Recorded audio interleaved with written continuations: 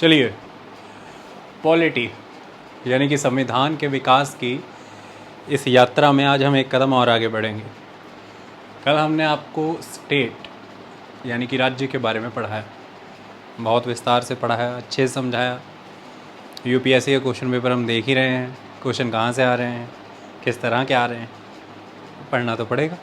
हम पहले दिन से पढ़ा रहे हैं।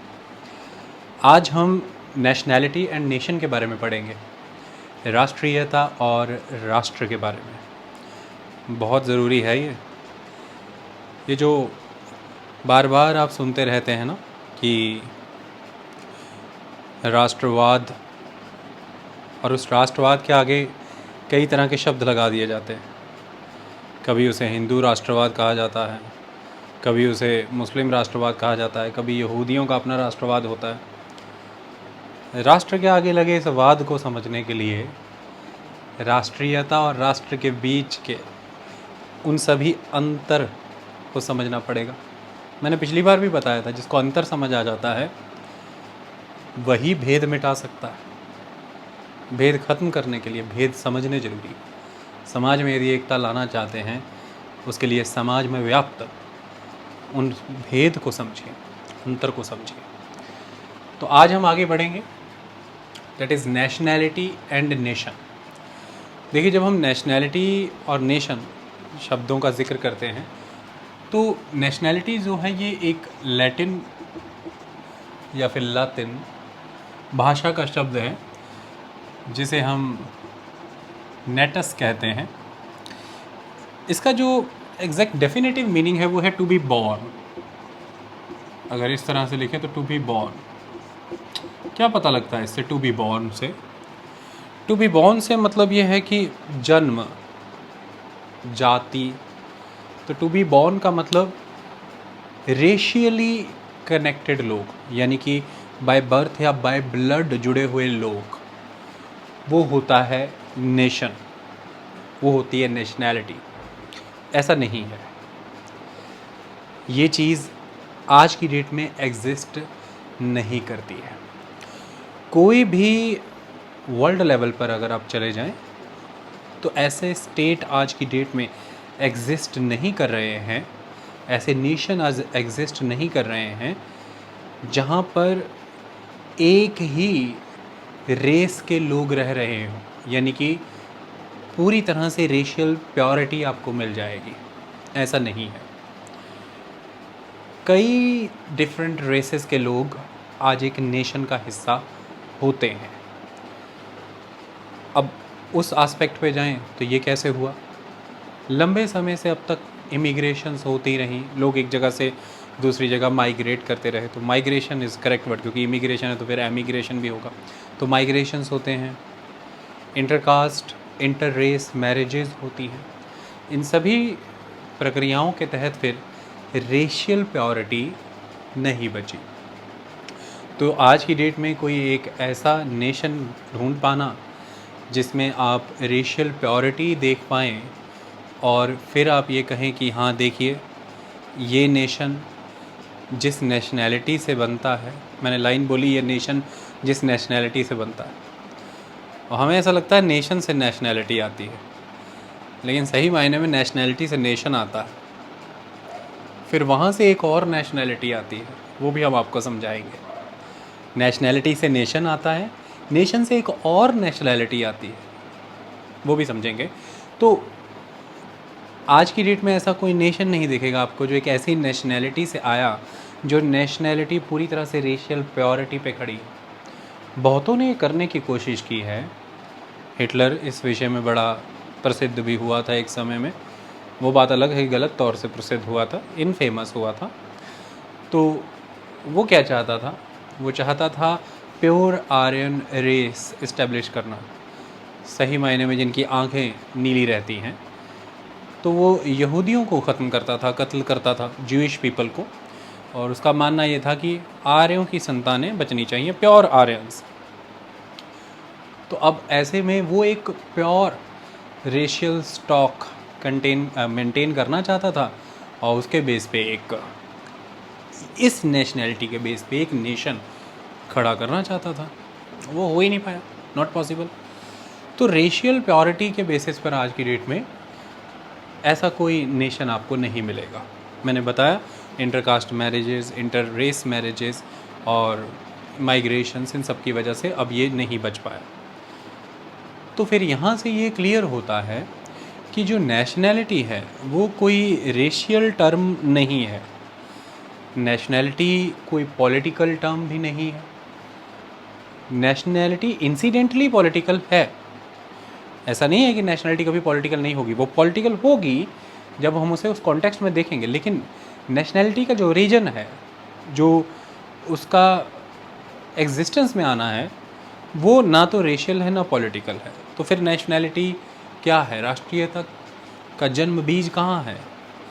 नेशनैलिटी एक साइकोलॉजिकल फिनोमेना है और ये साइकोलॉजी मैक्सिमम बेस्ड है कल्चर पे। तो नेशनैलिटी एक साइकोलॉजिकल कल्चरल फिनोमेना है, ना कि ये पॉलिटिकल है, ना कि ये रेशियल है, ये साइकोलॉजिकल है, ये कल्चरल फिनोमेना है। साइकोलॉजी आपकी एक साइकोलॉजी होती है, साइकोलॉजी को यहाँ से एक मनोदशा आपकी बनी हुई है। मनोविज्ञान, कई लोग साइकोलॉजी पढ़ते भी हैं, मनोदशा आपकी है। अब ये जो मनोदशा है, ये इसका विकास किसी न किसी आध्यात्म पर हुआ होगा, किसी न किसी भावना से हुआ होगा। तो एक भावनात्मक एक तूफान अंदर चला है, तो उससे एक मनोदशा उत्पन्न हुई। ये भावनाएं किसी न किसी वजह से, किसी आदान प्रदान, किसी तरह के संघर्ष को झेला आपने, आपस में कोई संबंध बने आपके किसी भी तरह के, इसके ऊपर निर्भर रहती हैं। तो ये कल्चर पर बेस्ड एक साइकोलॉजी है और उस साइकोलॉजी से उत्पन्न हुआ एक फिनोमेना राष्ट्रीयता है, नेशनैलिटी है जिसको कहते हैं। अब 2 लाइनें पढ़ दूं, फिर उसके बाद सारा कंसेप्ट बड़े अच्छे समझ में आएगा, बड़ी क्लैरिटी से आने लगेगा। 2 विचार ही मैंने यहाँ पर लिखे हैं, बहुत से विचार मिलेंगे नेशनैलिटी को लेकर। 2 विचार लिखे। एक विचार कहता है, एक विचार नेशनैलिटी को लेकर के लिखा है, एक नेशन को लेकर के लिखा है। नेशन नेशनैलिटी से आएगा तो वो विचार भी एक तरह से नेशनैलिटी से जुड़ा होगा। ये थोड़ा एलर्जी का सीज़न है, नाक में कुछ भारी तत्व जाते होने में बाहर करता हूँ। आई फील कि थोड़ा सा ऑकवर्ड होता है, एम्बैरेसिंग भी होता होगा, पर please do focus on the lecture. काम मैं अच्छा ही करूँगा। तो nationality is a culturally homogeneous है, ध्यान से देखो इसको। Nationality is a culturally homogeneous group that is at once conscious of its unity. ये बड़ी इंपॉर्टेंट चीज़ है कि उनमें नेशनैलिटी एक होमोजीनियस ग्रुप से बनता है। हमने कल स्टेट के बारे में पढ़ा था, तो स्टेट में भी हमने पढ़ा था कि एक सोसाइटी है, एक कम्युनिटी ऑफ पीपल है, कम्युनिटी ऑफ पीपल, उन्होंने खुद को पॉलिटिकली ऑर्गेनाइज किया हुआ है एक पर्टिकुलर डेफिनेट टेरिटरी के अंदर, और उसको रूल रेगुलेशंस को चलाने के लिए एक गवर्नमेंट जैसी बॉडी है, एक ऑर्गेनाइजेशन है जिसके पास एक कंप्लीट अथॉरिटी है। वो अथॉरिटी आती है क्योंकि वो सोसाइटी ने खुद को जिस तरह से पॉलिटिकली ऑर्गेनाइज किया, उसको उन्होंने एक सॉवरेंटी प्रोवाइड की हुई है। तो दैट इज़ द स्टेट। हमने ये पढ़ा इसके बारे में कि वह राज्य होता है। तो यही है कि एक ग्रुप है जो होमोजीनियस लोगों का ग्रुप है, लेकिन होमोजीनियस यहाँ पर वो रेशियली होमोजीनियस नहीं है। रेशियली यहाँ पर उन्हें होमोजीनियस नहीं बताया, नस्ल के आधार पर होमोजीनियस नहीं बताया, ये देखिए ध्यान से, उन्हें कल्चरली होमोजीनियस बताया। तो एक ग्रुप ऑफ पीपल है that is culturally homogeneous, that is at once conscious of its unity. अब ये होमोजीनियस क्यों है? वो है कल्चर के बेसिस पे। अब कल्चरली क्या है कि किसी समय में इन्हें आपस में एक एकता महसूस होती थी क्योंकि इनका कल्चर कॉमन था, और उस कॉमन कल्चर की वजह से ही ये ग्रुप होमोजीनियस कहला रहा है, एक जैसा कहला रहा।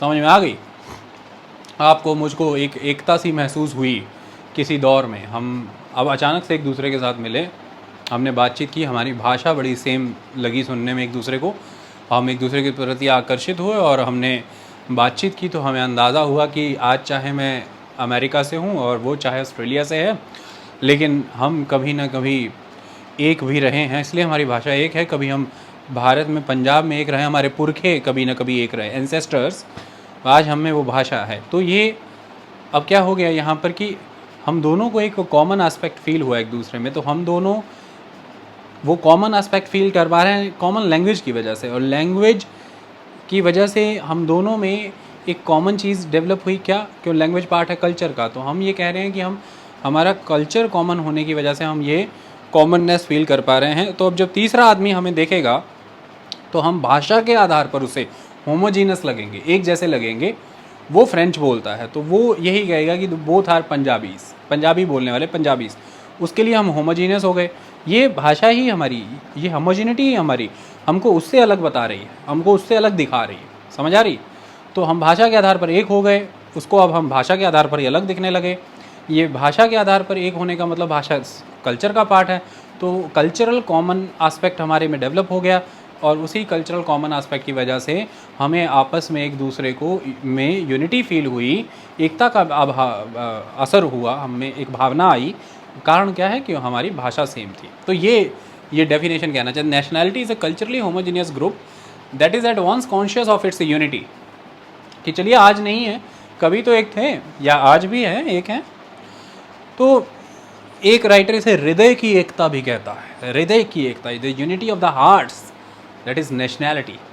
और हृदय की एकता तो उसी से बनती है जिसके साथ कोई जुड़ाव रहा हो, कभी कोई भौगोलिक क्षेत्र हमने आपस में साझा किया हो जोग्राफिकली, या फिर कल्चरली कस्टम मैनर में, कल्चर कस्टम मैनर में हम एक रहे हों, लैंग्वेज वाइज एक रहे हों, रिलीजन वाइज एक रहे हों, इकोनॉमी वाइज एक रहे हों, या rules and regulation politics wise एक रहे हों, या हम किसी एक ताकत के अधीन कभी रहे हों, है ना। ये सारी चीज़ों में यदि एकता, किसी में एकता नज़र आ रही है तो फिर हमारे हृदय की एकता बनेगी कि हाँ यार, तुमको भी अंग्रेज़ों ने बहुत लूटा, हाँ मुझे भी लूटा, हम दोनों को उसने बड़ा लूटा। हम दोनों वहीं रहते थे ना एक जगह पे जहाँ पर हमें अंग्रेज आकर के उत्पीड़न करते थे। तो हृदय की एकता हो गई। किस वजह से हो गई? क्योंकि हमारा सब्जुगेशन किसी सेम पावर के द्वारा है, that is the colonial power. वो कोई भी ताकत हो सकती है। इसी तरह से इकोनॉमिकली हम एक हो सकते हैं, इकोनॉमिक फैक्टर एक हो सकता है कि भाई वो भी मछुआरा है, मैं भी मछुआरा हूँ, हृदय की एकता बन गई।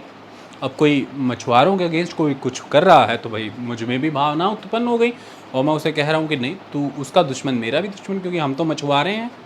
तो ये एक इम्पॉर्टेंट चीज़ है।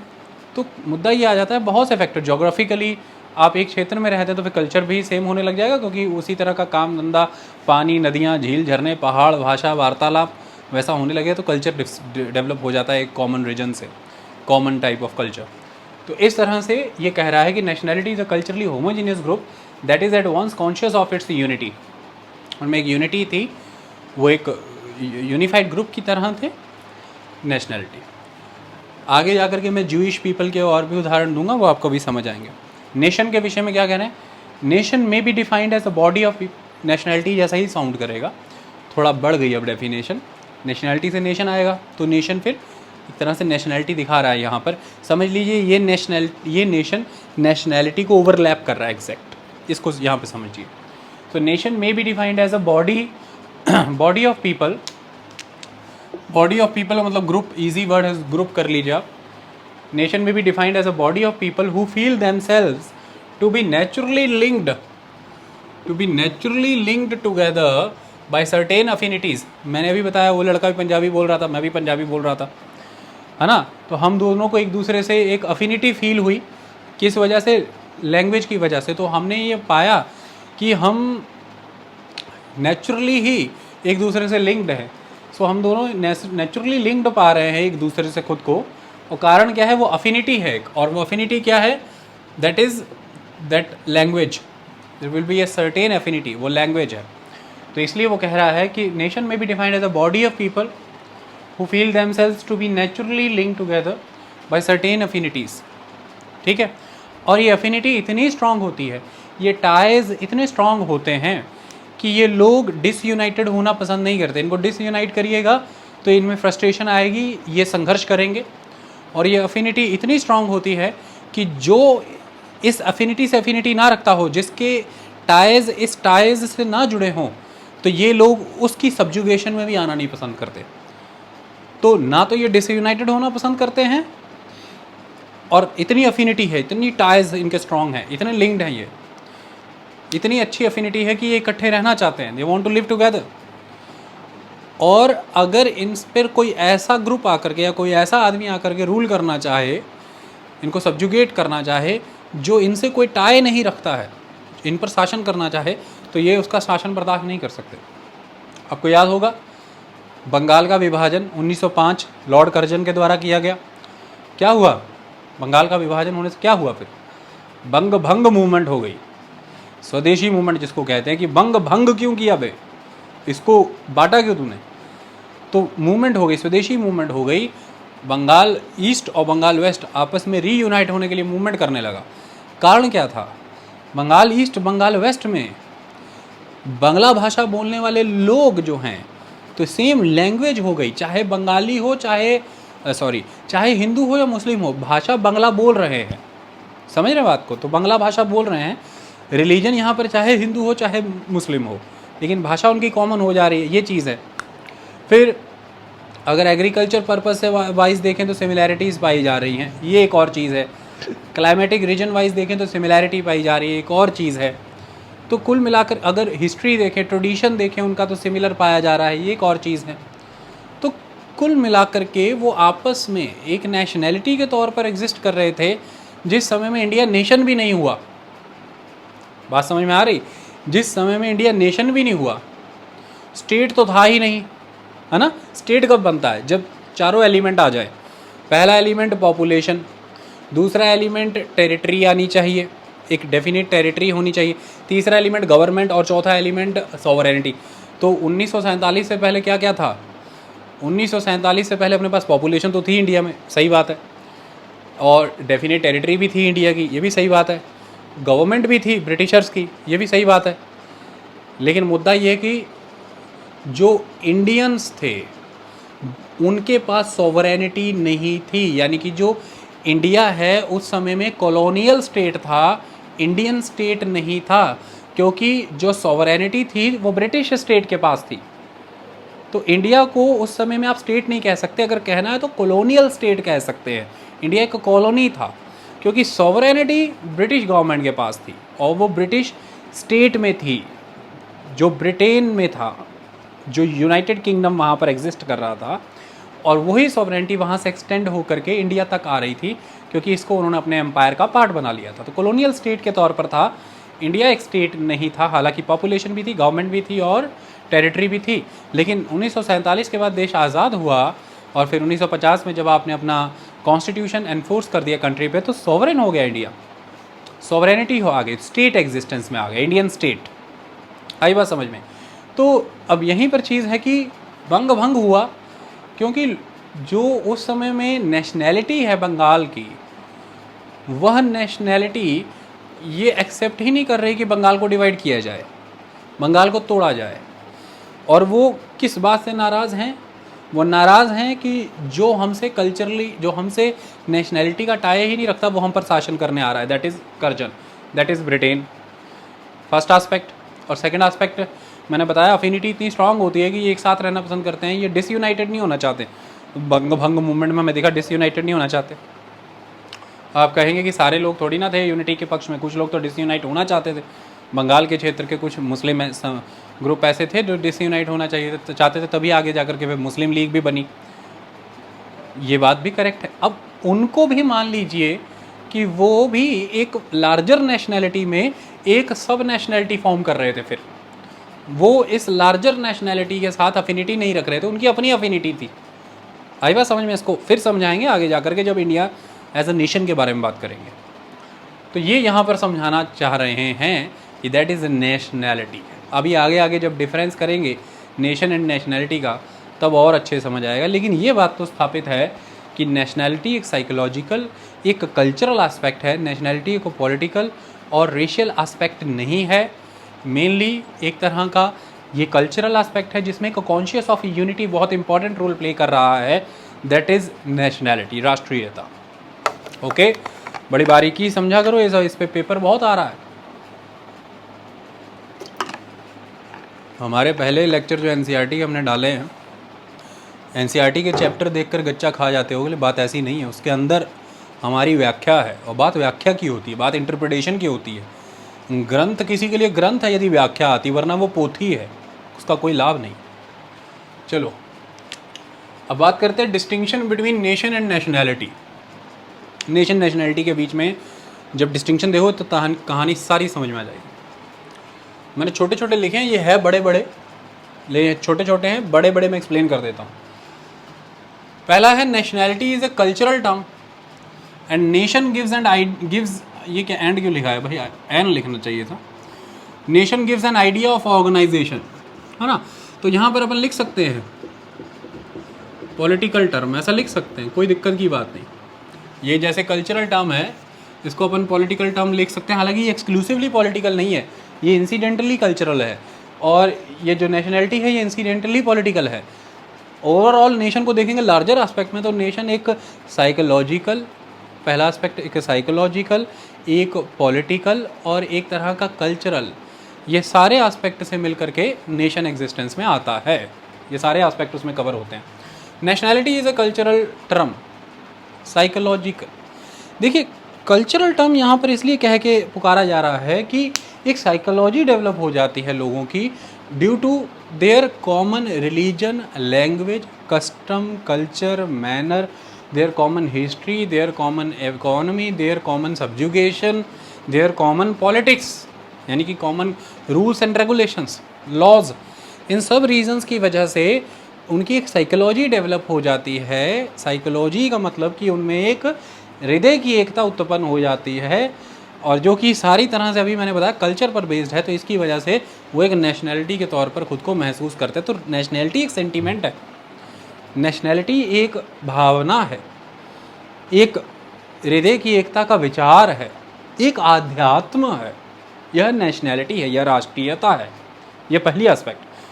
अब यहीं पर बात करें तो नेशन, तो जब आप इस नेशनैलिटी में, एक राष्ट्रीयता में हैं, तो फिर आपके दिल में इच्छाएं उत्पन्न होंगी। अब इच्छा क्या उत्पन्न होगी, जैसे ग्रुप ऑफ पीपल है ना, तो रूल्स और रूल रेगुलेशन से ही चलेंगे। लोग जब एकत्र होंगे तो भाई तो रूल रेगुलेशन से तो चलेंगे।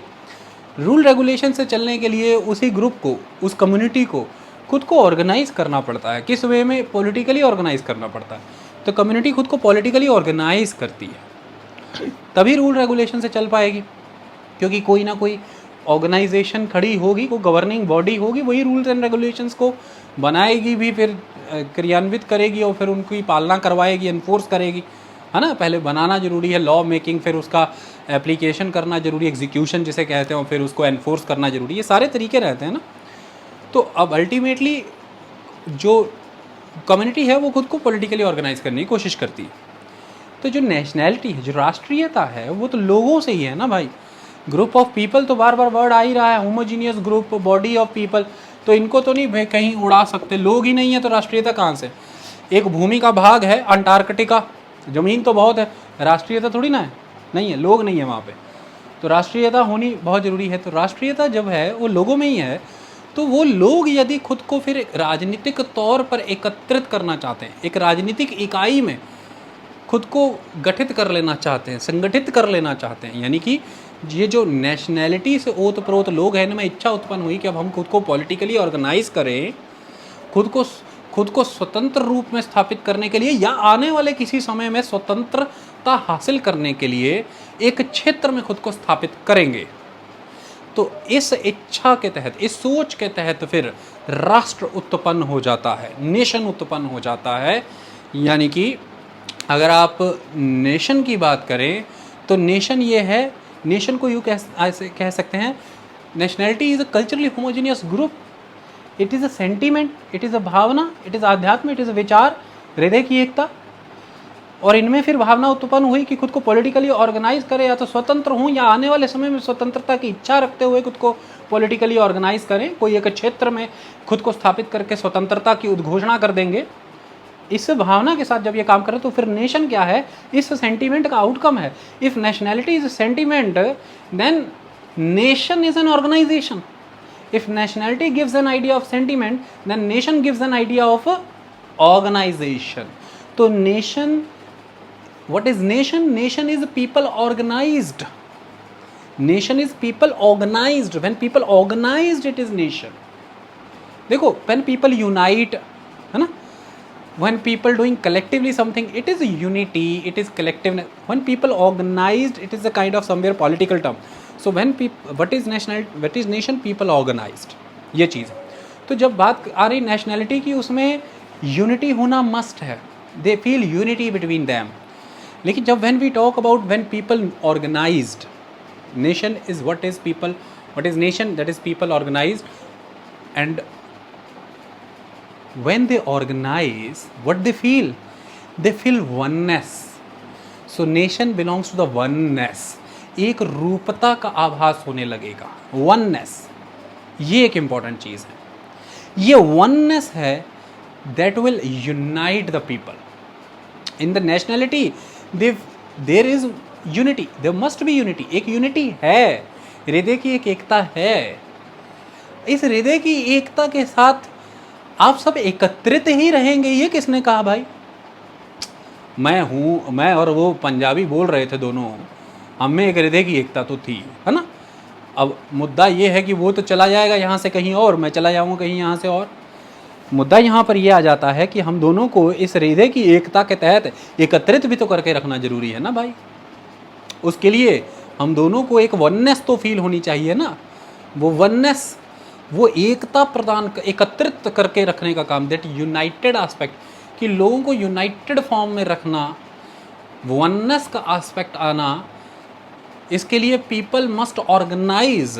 सो nation, what is nation? Nation is people organized, people will feel that there is oneness, and nation provide united aspect. Nation unify you, you feel unity but you need something to unify you, that is very important aspect।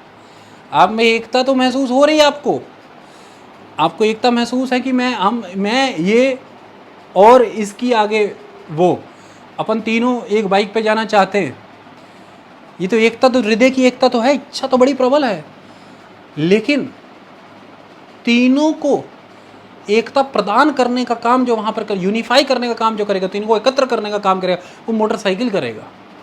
और motorcycle पे भी तीनों को एकता प्रदान करने का वो जो काम करेगा, वो एक दूसरे को जब आप पकड़ेंगे, यानी कि आपके ऊपर जो एक बाहरी फोर्स लग रही है जिसके डर से आपको लगता है कि आप गिर जाएंगे, ये आपको एक दूसरे के साथ यूनिफाई करने का काम कर रही है। आप एक दूसरे को पकड़ रहे हैं, या फिर जो साइड में हैंडल बार है, जो सीट पे बेल्ट लगा है, इनको तो एकता एक होना ही अलग बात है कि आप एक यूनिटी फील कर रहे हैं, लेकिन उसमें आपको यूनिफाई करने वाला एक एलिमेंट भी होना जरूरी है, एक फोर्स, एक ऑर्गेनाइजेशन होनी जरूरी है, एक सिस्टम होना जरूरी है। नेशन वही है।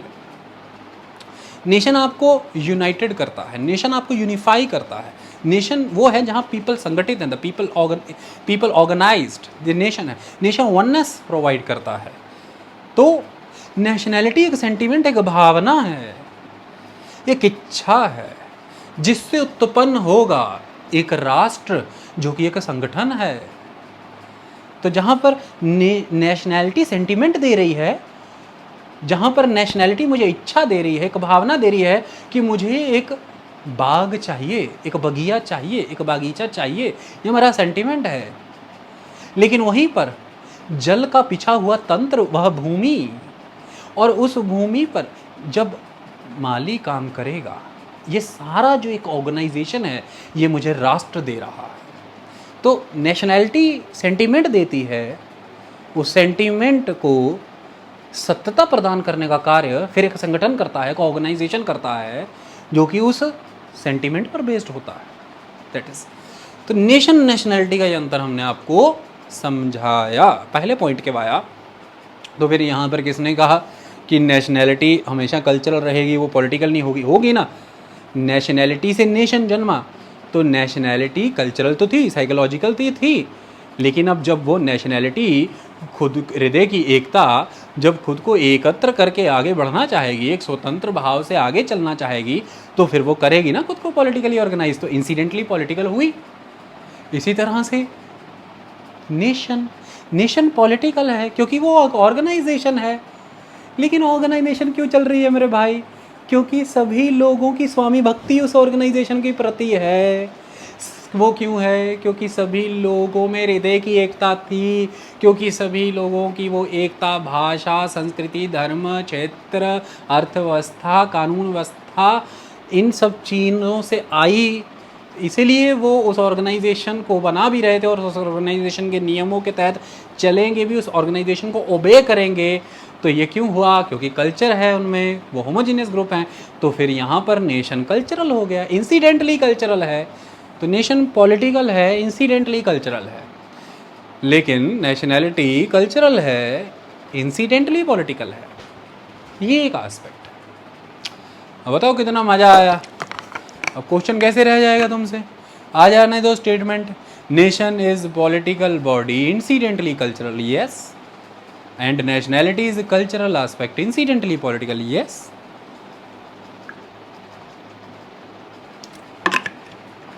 वो बड़ा मज़ा है।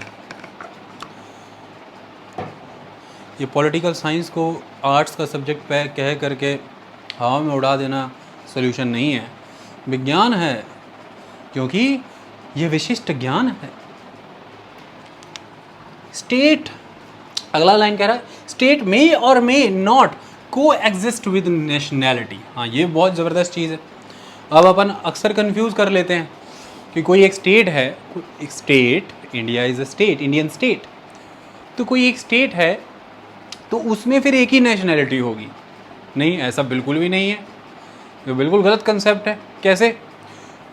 यूनियत मतलब क्या? देखो, हिंदी इंग्लिश जब मिलती है ऐसा होता है। Union of Soviet socialist Republic, USSR, है ना, व्लादिमीर लेनिन याद होगा, उसी के द्वारा ये प्रक्रिया चली। 1921-22 की कहानी है यूएसएसआर। तो union of Soviet socialist Republic, USSR, तो एक स्टेट था, द स्टेट ऑफ यूएसएसआर, लेकिन उसमें नेशनैलिटीज़ तो कितनी थी, कितनी ही नेशनैलिटीज़ थी।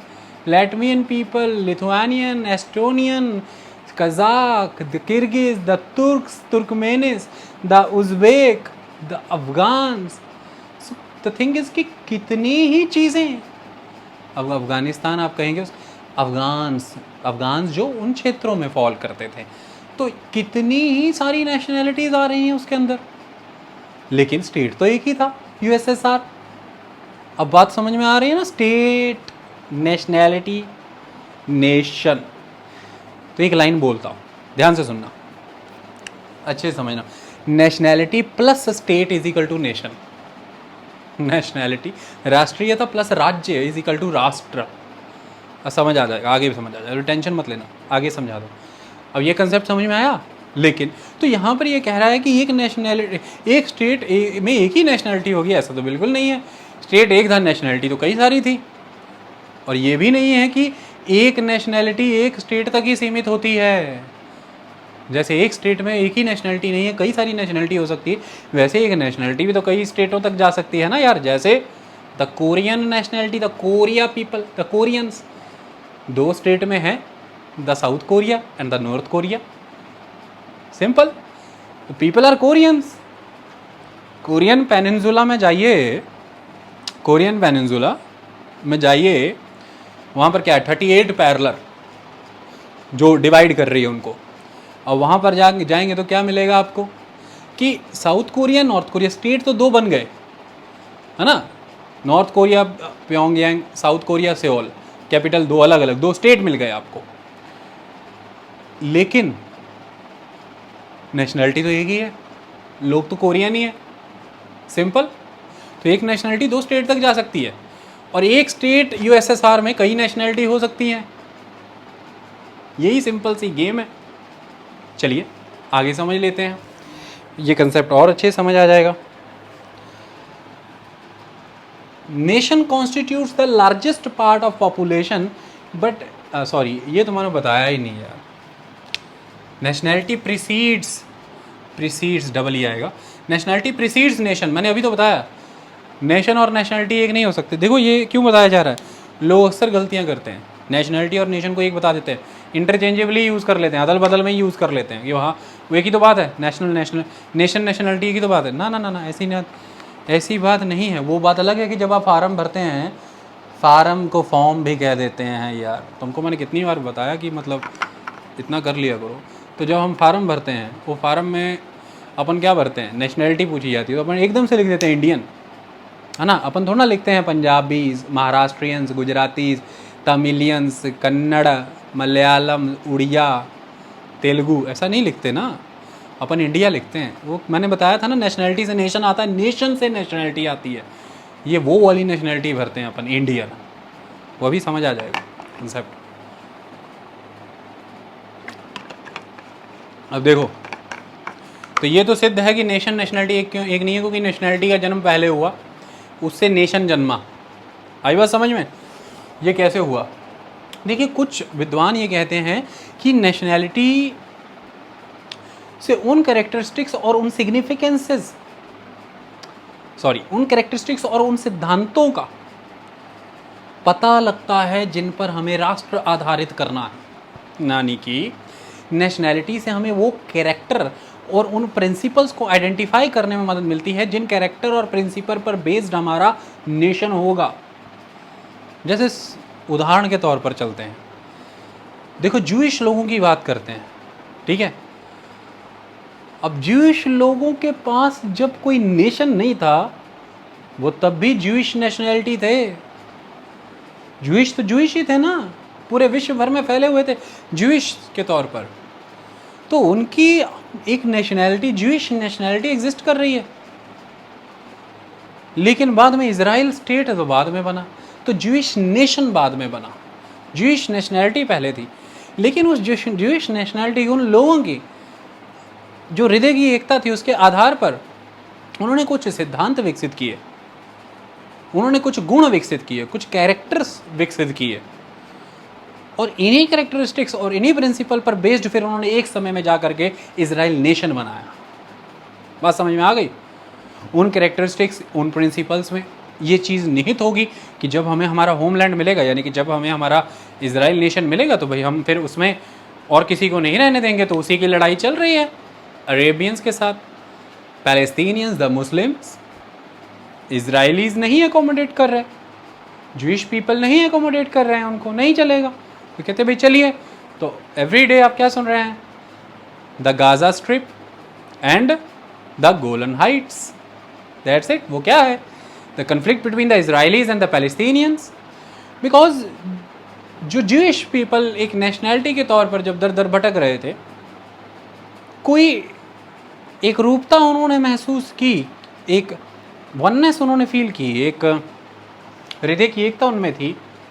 उसके तहत कुछ एट्रोसिटीज़ उन पर कमिट हुई होंगी किसी पर्टिकुलर कम्युनिटी के द्वारा। तो उसके तहत उन्होंने एक नेशनैलिटी के तौर पर ये निश्चित किया होगा कि हमारा जो नेशन होगा वो इन कैरेक्टर्स, इन प्रिंसिपल पर बेस्ड होगा, और हम उसी के अकॉर्डिंग चलेंगे। तो फिर ज्यूइश नेशन यानी कि the Israel as a state उसी तरह से काम कर रहा है, को दिख भी रहा है। तो nationality precedes the nation, nationality पहले आई, नेशन फिर आया। तो ओरिजिन नेशनैलिटी का पहले होता है, नेशन का बाद में। नेशनैलिटी पहले आएगी यहाँ पर। आई बात समझ में?